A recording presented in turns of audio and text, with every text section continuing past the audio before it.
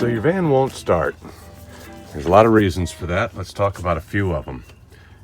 If it cranks but won't start,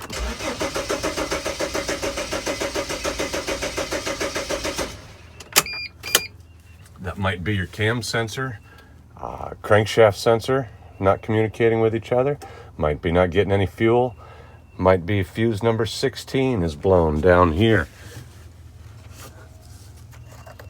16 should be either a 15 or a 25 amp fuse, and I've taken mine out to simulate that problem.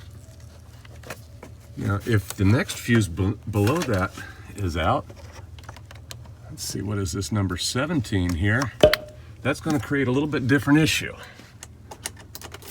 So now we get no click, no start.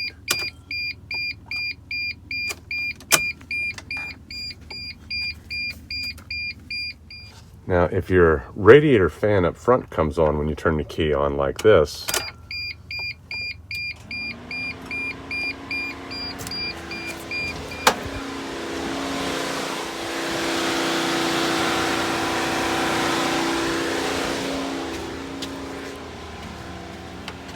we know the ECM isn't getting voltage on one of those circuits. Now, in my case, I've removed the fuses, so that's why. But we're going to show you how to troubleshoot a little bit farther after making sure those two fuses are good. Number 17 should be a 15 amp, and number 16 should be either a 15 or a 25, depending on the other features you have in your van. And now to verify these fuses, we need the key turned on.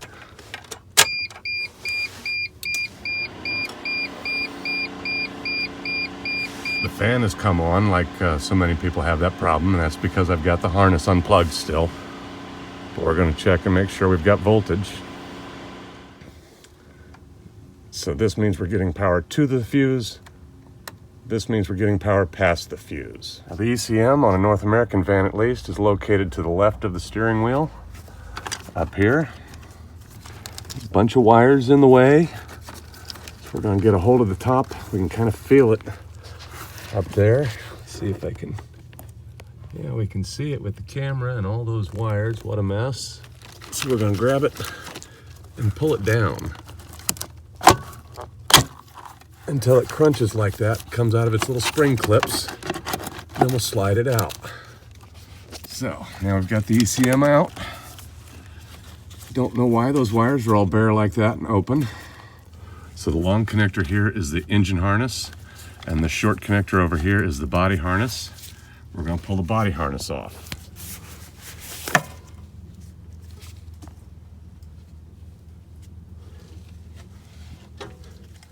Slide this out and it lifts up. Okay, so with this disconnected, we've got a ground lead wrapped around our meter here, and a nice long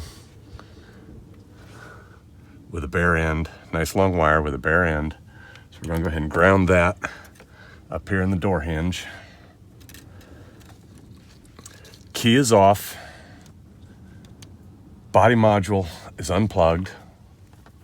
And we're going to verify we have no voltage on pins 1, 3, or 5. Nothing happening there.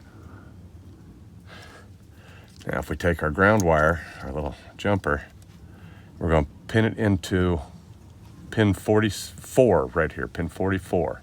If we look at these pins, they're 1, 2, 3, 4, 5, 6, 7 through, what is that, 19, 20 through 32, 33 through 45. So pin 44 is the one we want right here. We're going to take this little bare wire.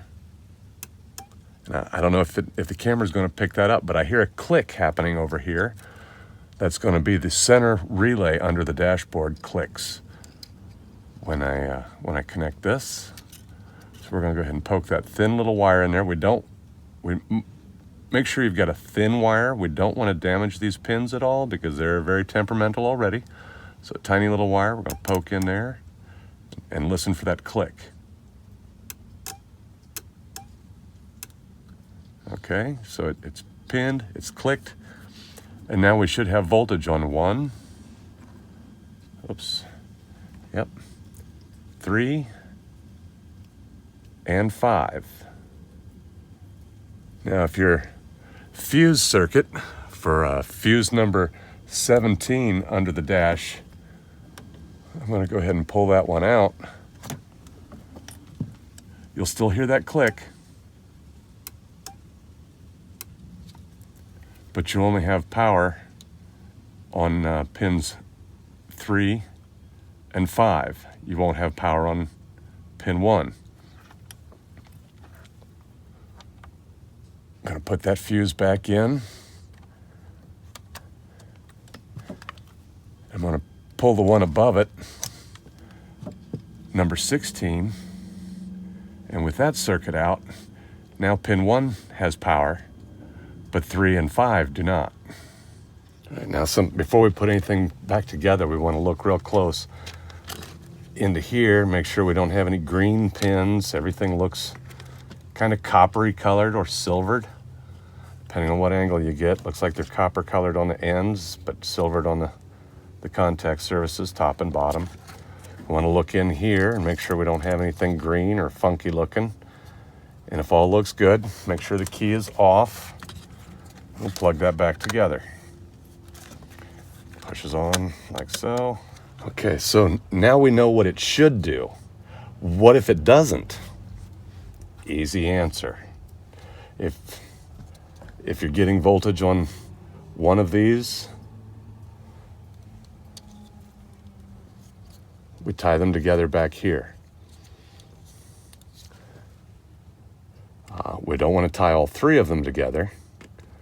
For instance, if you're not getting voltage on pin number 3 there, but you are getting voltage on pin number 5, come back here to the back side, and we'd strip a little bit of wire without cutting it. We do not want to cut it. We just want to strip a little bit of wire,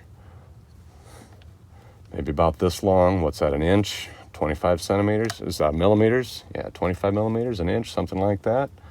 Strip that much wire on both of these, and then twist it together like that without any insulation in there. Make sure it stays good and tight, and then wrap it up with tape. Then when you pin this out again, you'll get voltage on all 3 pins. If this is the one that you're not getting voltage, same trick. You're going to grab the wire next to it,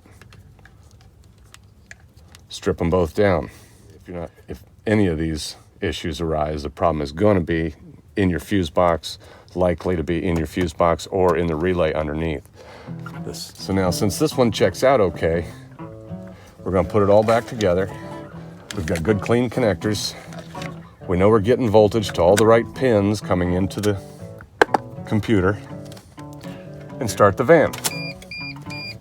Or turn the key on. Just turn the key on. If the fan still comes on when you've got voltage to all 3 of those pins, then the problem is inside the ECM, and we need to send it off to SOS Diagnostics or Module Repair Pro company, which I'll provide links for those in the description below this video.